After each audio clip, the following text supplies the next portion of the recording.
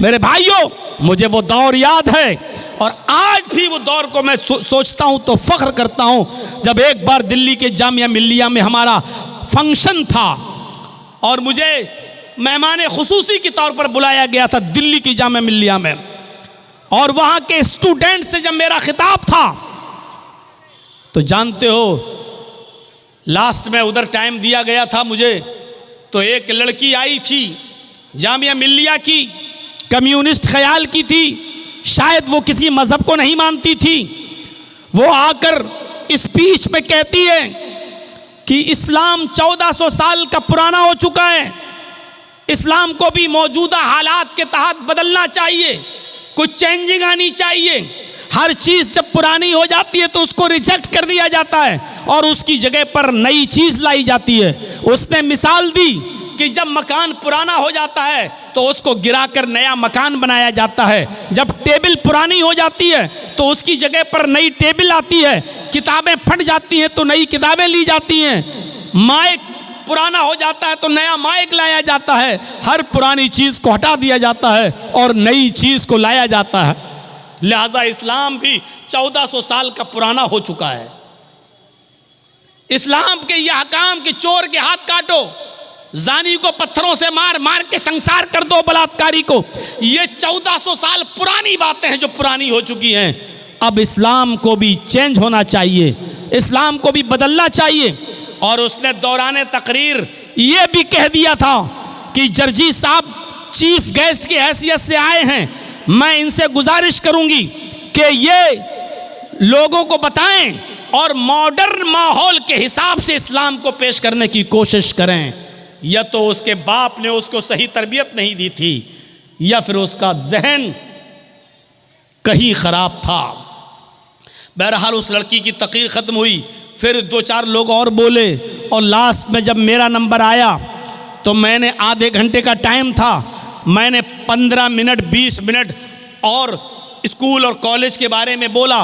उस ज़माने में ये मोबाइल का ज़माना नहीं था और ये ज़माना नहीं था वीडियो नहीं बनती थी, आइडियो में कोई तकरीर होगी हमारे पास। मेरे प्यारे साथियों, उस ज़माने में फिर लास्ट के 10 मिनट को मैंने लिया और लेने के बाद मैंने कहा कि हमारी एक बहन आई थी, वो कह रही थी कि इस्लाम को भी बदलना चाहिए, 1400 साल पुराना हो चुका है। हमारी सिस्टर को पता नहीं इस्लाम कुदरती मज़हब है, इस्लाम नेचुरल है और कुदरती और नेचुरल चीज़ें नहीं बदलती हैं। मसनूई चीज़ें, आर्टिफिशियल चीज़ें बदली जाती हैं, कुदरती चीज़ों में तब्दीली नहीं होती है। हमारी सिस्टर ये भूल गई, सड़क आर्टिफिशियल होती है, पुरानी हो गई नई बनेगी। आपकी टेबल आर्टिफिशियल है, पुरानी हो जाएगी नई आएगी। लेकिन मुझे एक भी कोई कुदरती चीज ऐसी बताइए मेरी बहन, मुझे एक भी नेचुरल चीज ऐसी बताइए जो पुरानी और बदल गई हो। मैं देखता हूं आम का पेड़ आम देता है, अमरूद का पेड़ अमरूद देता है, अंगूर की बेल में अंगूर लगते हैं, तरबूज की बेल में तरबूज लगते हैं। मैं देखता हूं ये तरीका बहुत दिनों से चला आ रहा है, बहुत पुराना हो चुका है। मेरी बहन, क्या आप इस तरीके को बदलने की बात करोगी और क्या अल्लाह से कहोगी जो भी तुम कहती हो ऊपर वाले को, क्या ये कहोगी हाय प्रभु, हाय ईश्वर, हाय अल्लाह, ये बहुत पुरानी चीजें हो गई कि आम से आम, अमरूद से अमरूद, अंगूर से अंगूर पैदा होता था, अब आम में तरबूज होना चाहिए, अंगूर में बेर होना चाहिए और एप्पल के पेड़ में अब ऑरेंज होना चाहिए। अब ये पुराना हो चुका है, अब कुछ जिद्दत चाहिए और नई चीज चाहिए। चेहरा देखने लगी, ये क्या टॉपिक आ गया। सोच रही थी कि मौलाना कहेंगे कि हाँ इस्लाम को भी मौजूदा दौर के हालात बदलना चाहिए। मैंने उसको एक ऐसी मिसाल दी जिस पे सारी पब्लिक हंस दी। मैंने कहा सिस्टर, कुदरती चीज़ें कभी नहीं बदली।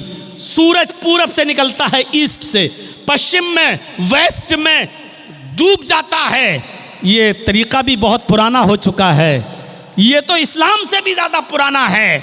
ये तो जिस दिन से सूरज की तख्लीक हुई उसी वक्त से ऐसा हो रहा है। मैं कहता हूं कि यह भी पुराना हो गया। अब क्या आपकी अकल ये कहती है कि अब सूरज को ईस्ट के बजाय वेस्ट से या नॉर्थ से या साउथ से निकलना चाहिए? आप क्या इस तरीके को बदल सकती हैं? सिर्फ देखे जा रही है कि बात क्या हो रही है। मैंने उसको लास्ट में यहां घसीटा। मैंने कहा सिस्टर, ये तरीका भी बहुत पुराना हो गया है। माँ के पेट से पहले बच्चा पैदा होता है, फिर धीरे धीरे जवान होता है और लास्ट में बूढ़ा होकर मर जाता है। हमने कहा ये सिस्टम भी बहुत पुराना हो चुका है।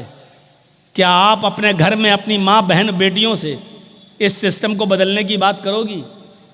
क्या ये कहोगी कि अब माँ के पेट से बूढ़ा पैदा होना चाहिए? खिलाने पिलाने की क्या ज़रूरत है? पहले बूढ़ा हो, फिर धीरे धीरे जवान हो, फिर बच्चा हो के मर जाए। क्या तुम ये तरीके को बदलने की बात करोगी?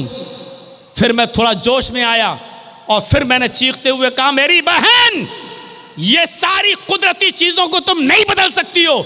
चलो अपने कॉलेज के प्रोफेसर बैठे हुए हैं तुम्हारे जामिया मिल्लिया के, इनसे कहिए कि 2-2 4 और 4-4 8 ये पढ़ाते हुए तुम्हें जिंदगी हो गई है। और ये तरीका भी बहुत पुराना हो चुका है। मैथमेटिक्स के इस उसूल को बदलिए। अब 2-2 3 और 3-3 5 पढ़ाइए। आपके कॉलेज के प्रोफेसर इस तरीके को बदल कर दिखा दें। और जब ये चीज़ें नहीं बदल सकती तो इस्लाम भी नहीं बदल सकता। इस्लाम कुदरती निज़ाम है। इस्लाम का निज़ाम अल्लाह की तरफ से है और कुदरती चीज़ों में तब्दीली नहीं होती है। आपको इस्लाम लाना है तो वही पुरानी चीज़ों पर अमल करना होगा। दुनिया कहती है कि बहुत तरक्की कर रही है, आगे की तरफ देख। मैं कहता हूं कि तुम 1400 साल पीछे की तरफ देखो, बहुत तरक्की कर जाओगे। मेरे प्यारे साथियों, जब तक कुरान का नुज़ूल नहीं हुआ था, जब तक इस दुनिया में कुरान नहीं था, बायो नहीं थी, कुरान नहीं था, साइंस नहीं थी, कुरान नहीं था, फिजिक्स नहीं थी, कुरान नहीं था, केमिस्ट्री नहीं थी, कुरान नहीं था, ज्योग्राफिया नहीं था, कुरान नहीं था, भूगोल नहीं था।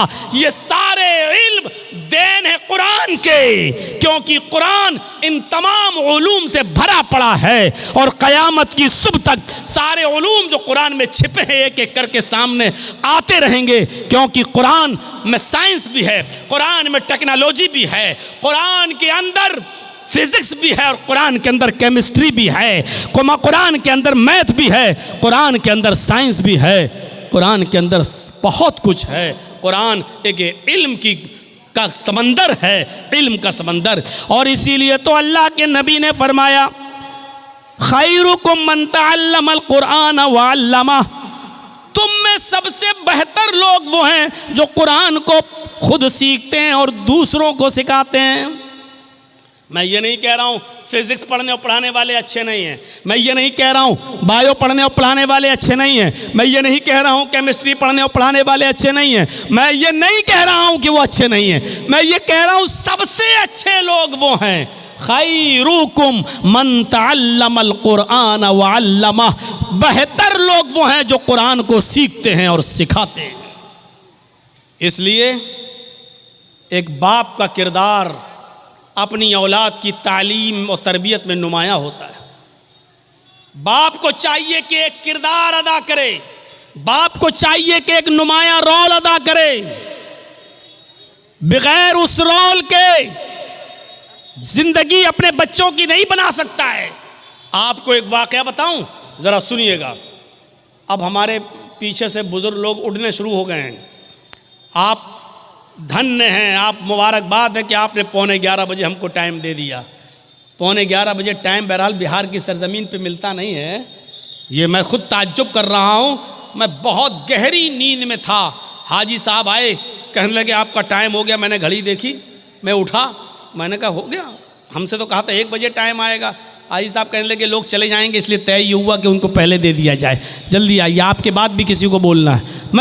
मैं खुद शौक रह गया कि आज इतनी जल्दी टाइम, और जब दिया है तो मेरे भाइयों सुन लीजिए, बाप की तरबियत एक अहम रोल होती है और बाप से ज़्यादा माँ की तरबियत।